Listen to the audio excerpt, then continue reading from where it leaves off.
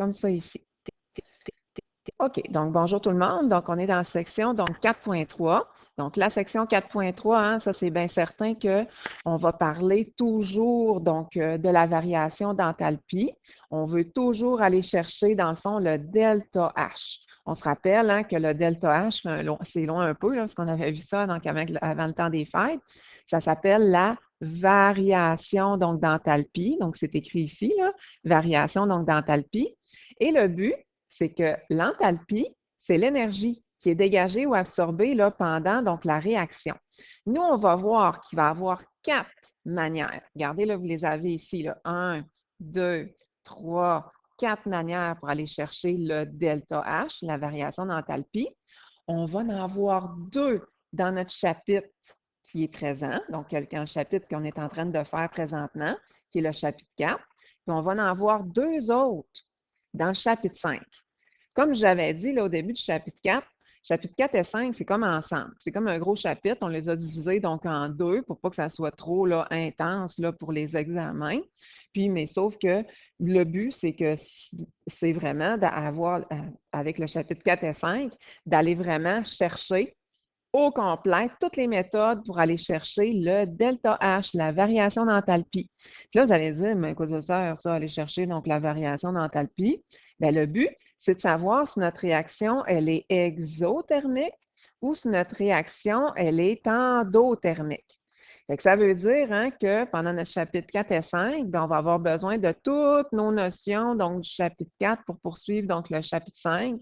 Donc, bien important là, de faire nos exercices comme il faut, puis de les faire vraiment au complet. Fait qu'on va commencer, donc, nous autres, aujourd'hui, avec la première méthode, qui est le bilan, donc, énergétique. Fait qu'on va aller s'écrire, donc, méthode numéro 1. Donc, méthode numéro 1, comme ça ici. Et voilà. Fait que ça, là, c'est le bilan, donc, énergétique. Je vais faire plein d'exemples, donc, avec vous. Donc, comme ça, ben, on va pouvoir, donc, être bon et bonne, là, pour aller chercher, donc, tout ça. Fait que qu'est-ce que c'est ça? Donc, aller chercher, donc, le bilan énergétique. Ben, c'est une méthode qui est quasiment le fun, donc, à faire. Là, je n'ai pas dit le fun, j'ai dit quasiment le fun, donc, à faire, parce qu'on fait toujours la même chose. C'est facile, donc, de ne pas se tromper.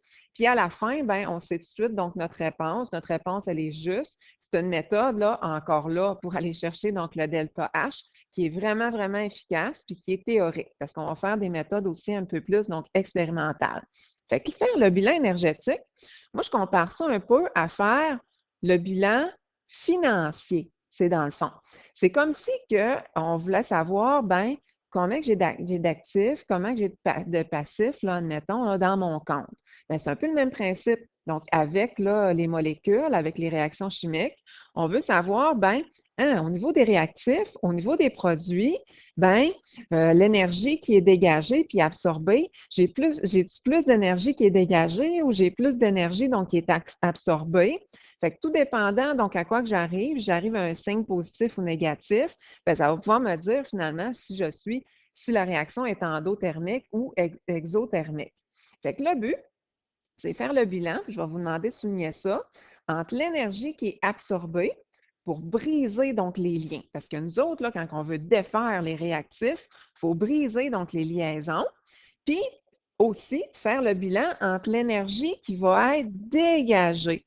L'énergie dégagée, ben, c'est lorsqu'il y a des nouveaux liens qui vont être formés au niveau des produits.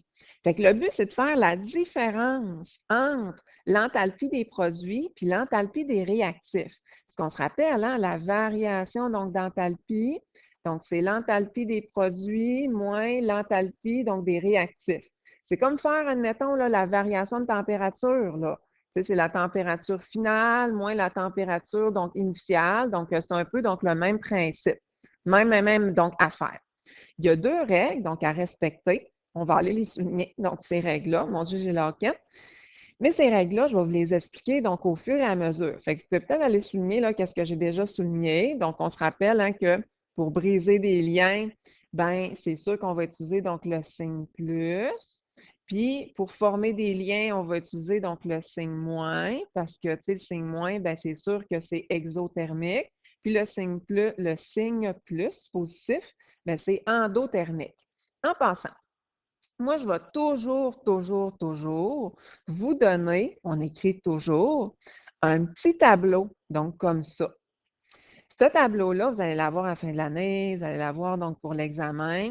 Il y en a des vraiment plus complexes qu'on peut trouver dans l'annexe 7 puis dans l'annexe 8 de votre cahier d'activité, qu'on va aller voir tantôt, là, à page 420 puis 421. Mais ça, c'est un petit tableau résumé. Autrement dit, ça résume les liaisons qu'on va utiliser le plus souvent dans les réactions chimiques.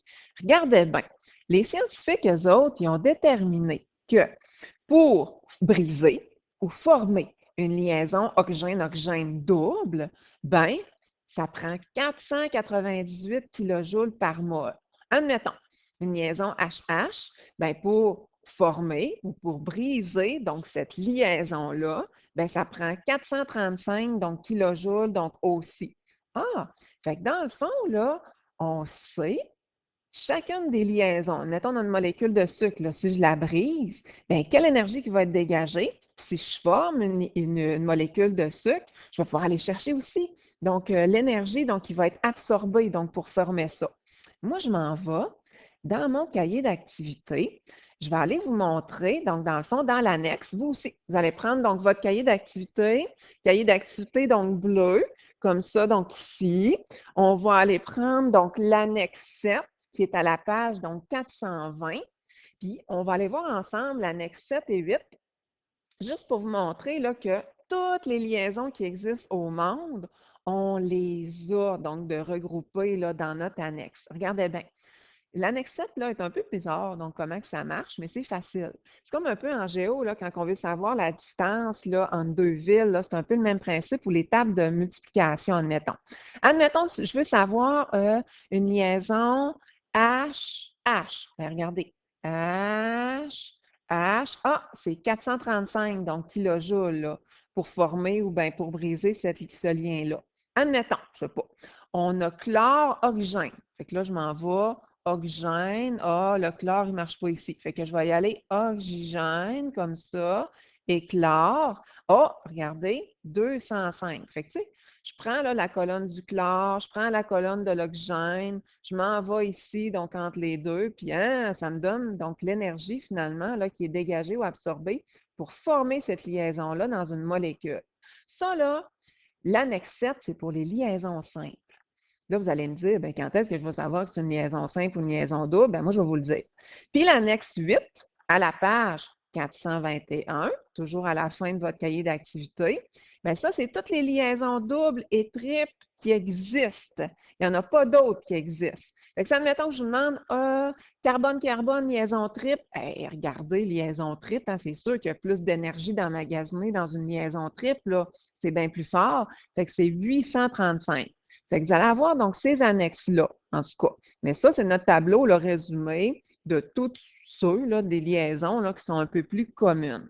On va aller se pratiquer, donc avec ça, avec un bilan donc énergétique. Regardez bien. Nous autres, là, mon exemple en passant, là, il ne commence pas ici, mais il commence un petit peu plus là. Donc, mon exemple. Fait qu'écrivez donc exemple. C'est un exemple donc, du bilan donc, énergétique. Et le but, ma question, c'est tout le temps d'aller chercher donc, la variation d'enthalpie de cette réaction-là. Fait que ici, là, j'ai la synthèse de l'eau. Ça, c'est nos réactifs. À la fin, bien, on le sait qu'on a nos produits. Fait que là, je veux savoir si la réaction totale, bien, elle va-tu être exothermique ou elle va-tu être endothermique? On se rappelle hein, que exothermique, ben, je vais arriver à un signe négatif pour me prouver que c'est exothermique. Puis endothermique, ben, si j'arrive à un chiffre positif à la fin, ben, ça va me confirmer que c'est endothermique. Mais là, on veut savoir, ben, si c'est endo, c'est quoi le nombre de kilojoules qui est dégagé ou absorbé ou exo, là, peu importe. Là. Donc, on veut avoir un chiffre donc, à la fin. Fait que tout le temps. Pour faire le bilan donc énergétique, on va toujours se faire genre de deux colonnes, là, deux colonnes fictives. Parce qu'au niveau de nos réactifs, on va aller écrire réactif. Mon A, il est vraiment lettre. Le but, c'est de briser les liens des réactifs. Pourquoi? Ben, c'est parce que si les liens ne sont pas brisés, ils ne pourront pas former donc des nouveaux produits. Fait qu'on va écrire produit ici en haut de la deuxième colonne. Puis mes produits, ben, le but, c'est de reformer donc des liens. À savoir que toujours, lorsqu'on va parler de bris des liaisons, ben, on va tout mettre positif. Parce que pour briser des liaisons, ben, veut pas, il faut absorber de l'énergie. Il faut donner de l'énergie à mes réactifs pour briser, pour casser donc ces liens-là. Donc, on va aller mettre un gros plus ici, là, encerclé. Puis pour former des liaisons, bien, c'est sûr que c'est négatif parce qu'il va y avoir, là, dans le fond, de l'énergie qui va être dégagée. On l'avait dit, hein, que pour faire des liens, ben, c'est négatif.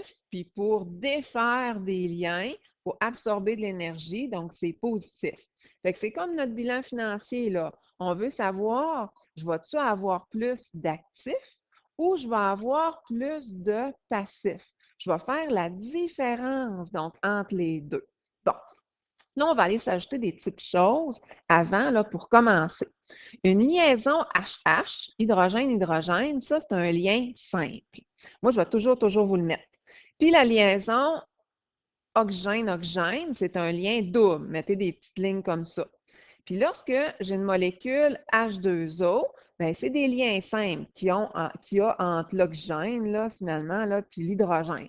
On s'entend hein, que ça, c'est un H, puis ça, c'est un autre petit H. Moi, je vais toujours dessiner donc les molécules. Ça, c'est un atome d'oxygène, un atome d'oxygène. Puis là, ben, on a H2O. Oups, mes H sont là.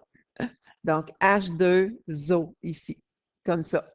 Hein? Fait que j'ai mes molécules. Ça va toujours être dessiné. Là, c'est facile. Checkez bien ça. On va aller voir là, comment que ça fonctionne. Regardez.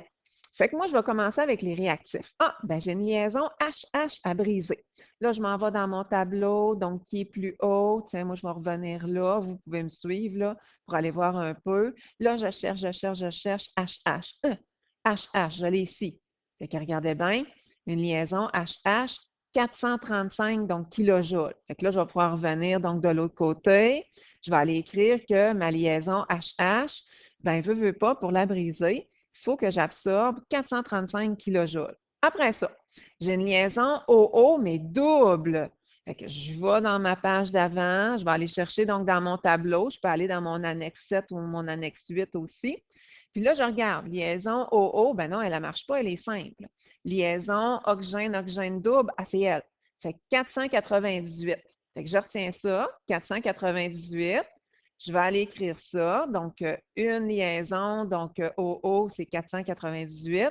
Mais là, regardez bien, ici, là, tantôt, ça allait bien parce que j'avais une molécule, donc de H2. Mais là, j'en ai une demi-molécule de H2 là, qui est là, à défaire. Fait que je vais aller faire une demi fois mon 498 qui donne donc 200, donc 49. Il faut que je regarde les proportions, sinon ça ne marche pas. Tout ce que j'ai à faire maintenant, c'est d'aller additionner donc mes liens qui sont à briser. Fait que je vais faire 435 plus mon 429 qui va me donner 684. Je fais la même chose au niveau des produits. Fait qu'est-ce que j'ai à former comme molécule au niveau des produits? J'ai une liaison HO, puis une autre liaison HO. Donc, deux liaisons HO. Là, je m'en vais dans ma page d'avant. Vous pouvez y aller aussi. Fait que là, HO, donc c'est qui va le trouver en premier? C'est sûr, c'est moi, hein, parce que vous, on dirait que vous ne parlerez pas. Fait que HO, c'est ici, 464. Fait qu'on y va avec 464. Là, faites attention, là, 464, ça, c'est pour une liaison. Moi, j'en ai deux des liaisons là, dans ma molécule qui est dessinée, là. Fait que je vais faire x2. Fait que là, je n'ai pas d'autre chose à additionner, là. Donc, ça, c'est au niveau de mes produits.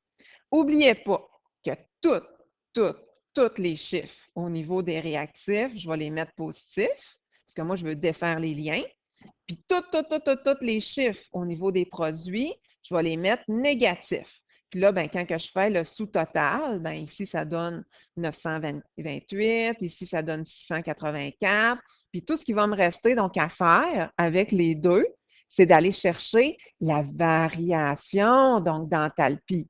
Fait que la variation d'enthalpie, on se rappelle, on va aller l'écrire donc ici. Variation donc d'enthalpie, ben, c'est l'enthalpie des produits moins l'enthalpie des réactifs. Fait que tout ce que je vais aller faire, c'est que je vais faire une petite soustraction entre les deux. Là, vous allez dire, faut-il absolument que je fasse les produits moins les réactifs ou les réactifs moins les produits? On s'en fout. Vous additionnez finalement donc les deux. Ici, on le voit super bien hein, que le chiffre est plus gros au niveau donc des négatifs. Fait que c'est sûr qu'à la fin, si j'additionne donc les deux, bien, les négatifs donc, vont gagner. Fait que la réaction, à la fin, ben, elle est exothermique parce qu'on avait dit que exothermique, c'est moins, puis endothermique, donc c'est plus. Fait que je viens d'aller chercher la variation d'enthalpie. Ça, c'est ma réponse. Fait que ça veut dire que cette réaction-là va davantage dégager de l'énergie que absorber. C'est facile, hein? Fait que ça ressemble là, finalement donc, à ça, donc faire un bilan énergétique. Juste pour vous expliquer. Là, on va aller écrire surplus. C'est juste pour comprendre un peu là, qu'est-ce qui s'en vient. Donc, surplus, parce que vous n'avez pas à faire ça là, dans le bilan donc, énergétique. Là. Mon bilan énergétique, il commence là, ici où j'ai écrit donc exemple. Regardez bien, j'ai mes réactifs qu'on avait, puis j'ai mes produits.